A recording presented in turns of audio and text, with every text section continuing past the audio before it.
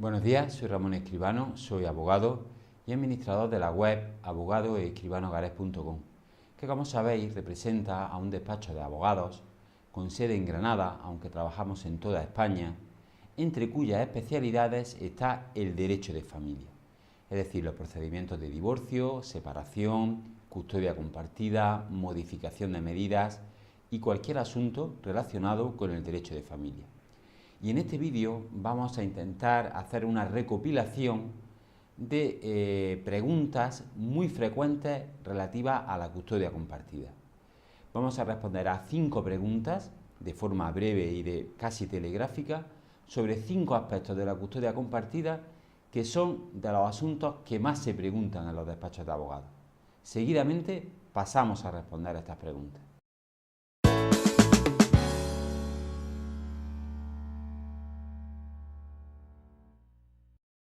Bien, como hemos dicho, en este vídeo vamos a responder a 5 preguntas frecuentes sobre custodia compartida. En los despachos de abogados, que nos dedicamos al derecho de familia, que es en nuestro caso, como hemos dicho al principio, solemos responder siempre a una serie de preguntas que prácticamente siempre son las mismas y que se refieren al tema de la custodia compartida. La primera pregunta que vamos a responder es: ¿qué significa una custodia compartida? ¿Qué es una custodia compartida? Pues bien, brevemente, como va a ser en este vídeo, la respuesta a las preguntas, la custodia compartida se puede definir como un sistema de guarda y custodia de los hijos en los supuestos de crisis matrimoniales o crisis de pareja. Cuando un matrimonio o una pareja decide no continuar con su relación y esa pareja tiene hijos, tenemos que regular cómo va a ser la relación de ambos progenitores con los menores. Y esta forma de relacionarse y de tener la guarda y custodia de los progenitores con respecto a sus hijos tras la crisis de pareja es lo que se denomina custodia, guarda y custodia. Pues bien, la guarda y custodia puede tener diversos aspectos, puede tener diversas formas, mejor dicho.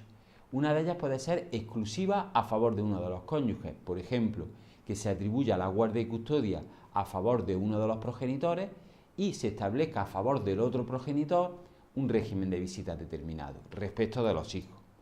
Y la guarda y custodia compartida significa que ambos progenitores se van a relacionar con sus hijos en un plano de igualdad, en un plano donde van a compartir en términos equitativos el tiempo de estancia de cada progenitor con sus hijos y van a compartir también los derechos y obligaciones que conlleva cualquier régimen de guarda y custodia. Pues bien, a rasgos generales se puede definir la custodia compartida como un sistema de guarda y custodia de los hijos donde se comparte tanto el tiempo como las cargas y obligaciones de forma equitativa entre ambos progenitores. Dependerá de cada caso cómo se organice esa custodia compartida, pero eso ya sería otra pregunta. La siguiente pregunta que vamos a responder es: ¿cuándo se podría solicitar una custodia compartida? Es una de las preguntas más habituales. En mi caso en concreto, ¿podemos pedir una custodia compartida? ¿Cuándo se puede pedir una custodia compartida? Pues tenemos que decir, en primer lugar, como ya hemos dicho en otros vídeos y en nuestra página web, nuestro Tribunal Supremo, desde el año 2013, pero especialmente desde el año 2015, viene estableciendo que el sistema de custodia compartida es el sistema más deseable. Es un sistema que sería el adecuado, el que nuestro Tribunal Supremo considera como el mejor para los hijos en el caso de crisis de pareja o de crisis matrimoniales. Esto no quiere decir que en todos los casos se deba solicitar o se deba adoptar una custodia compartida. Siempre habrá que estar al caso en concreto. Y nos referimos a que siempre hay que estar al caso en concreto porque lo que prima en derecho de familia no es que se establezca una custodia exclusiva o una custodia compartida, sino que lo que prima es el interés del menor. Que lo que se vaya a adoptar respecto de su guarda y custodia sea lo mejor para el menor en ese caso en concreto. Evidentemente, nuestro Tribunal Supremo considera que en aspectos de normalidad, en circunstancias normales, donde no existen obstáculos para que la custodia compartida se pueda instaurar, pues evidentemente considera que debe hacerse, que es lo recomendable y lo deseable. Pero en aquellos casos, en particular, en que este sistema se revele como que no es el mejor, que no es el idóneo, por ejemplo, porque los domicilios de los progenitores están muy alejados, porque un progenitor no puede hacerse cargo debido a su trabajo o a cualquier otra circunstancia o aspecto de compartir ese tiempo de estancia con los menores, pues en esos casos, evidentemente, la custodia compartida no va a ser lo mejor y por lo tanto no será lo recomendable ni lo que se deba adoptar.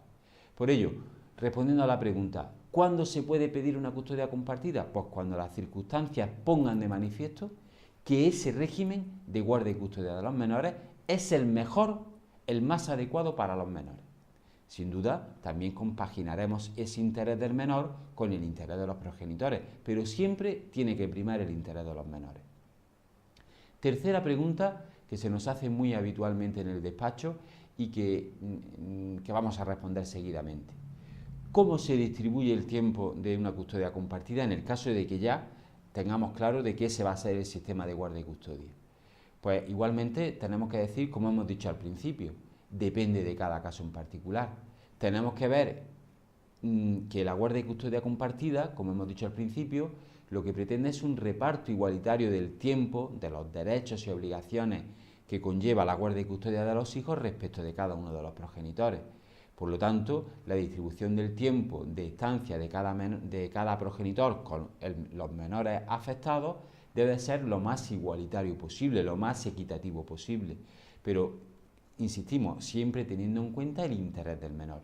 Por eso habrá casos en que el reparto exactamente igualitario pues no pueda ser, porque las circunstancias personales de cada progenitor a lo mejor no nos permita llegar a esa solución exactamente idéntica.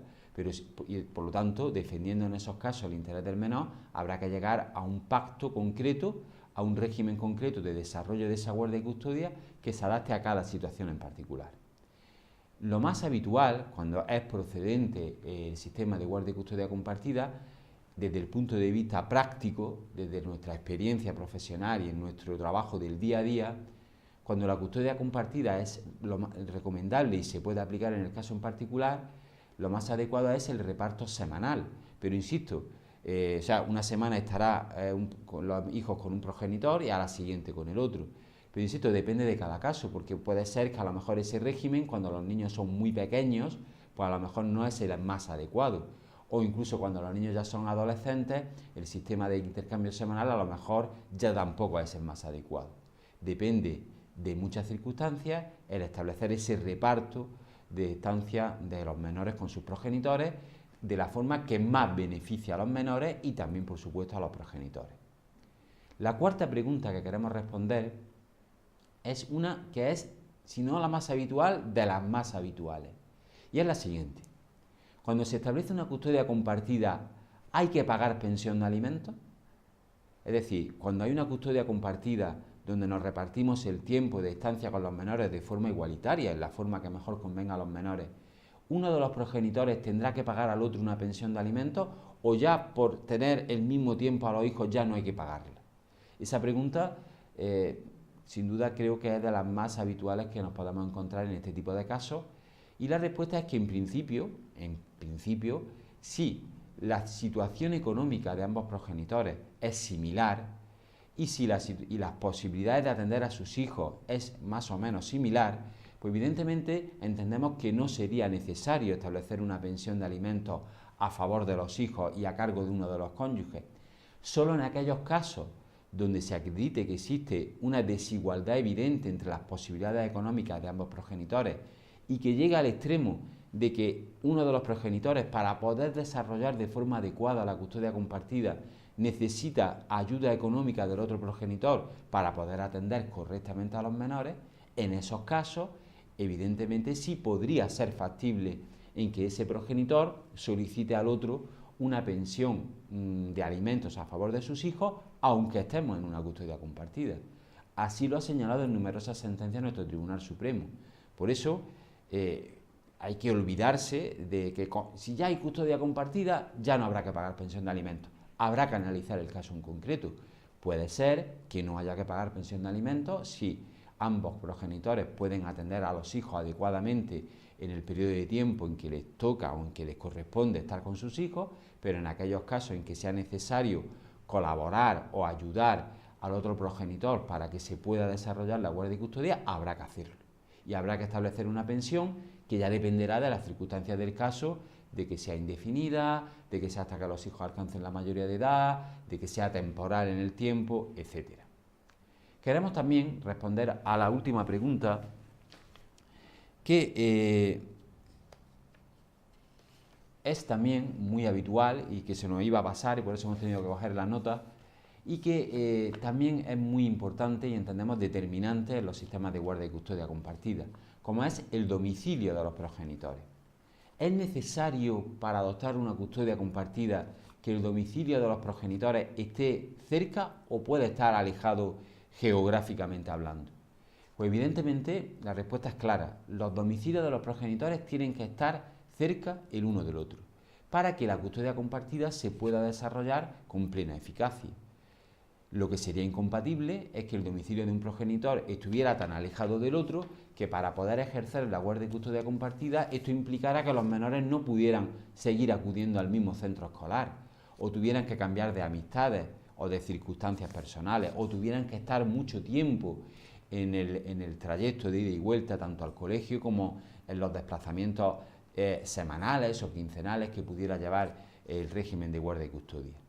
Por eso, nuestro Tribunal Supremo considera que los domicilios de los progenitores para que la guardia y custodia se pueda desarrollar de forma adecuada tienen que estar cerca. Existe numerosa casuística sobre las distancias máximas permisivas o adecuadas a cada caso en concreto y también respecto de las mínimas. Pero evidentemente habrá que analizar el caso en concreto y determinar si la cercanía o lejanía de los domicilios de ambos progenitores podría impedir que se pudiera adoptar un sistema de guardia y custodia compartida en el caso en particular. Pero en principio y con carácter general deberían de estar bastante cercanos para permitir, como insistimos, el desarrollo adecuado de esa guardia y custodia. Bien, estas son las preguntas más frecuentes que nos encontramos en nuestro día a día, en nuestro despacho, cuando acude una persona que se quiere divorciar o que quiere establecer medidas en relación a sus hijos porque la pareja ha entrado en crisis. Si tienen cualquier otra pregunta o bien si alguna de estas preguntas quieren profundizar en ella para explicarnos su caso en concreto, no duden en llamarnos al teléfono que aparece al pie del vídeo y contarnos su caso. La primera consulta telefónica en nuestro despacho es gratuita. No obstante, si con posterioridad quieren solicitarnos un presupuesto para que nos hagamos cargo de su reclamación, también el presupuesto es gratis y sin compromiso. Espero que el vídeo les haya gustado y sin más, hasta el siguiente vídeo.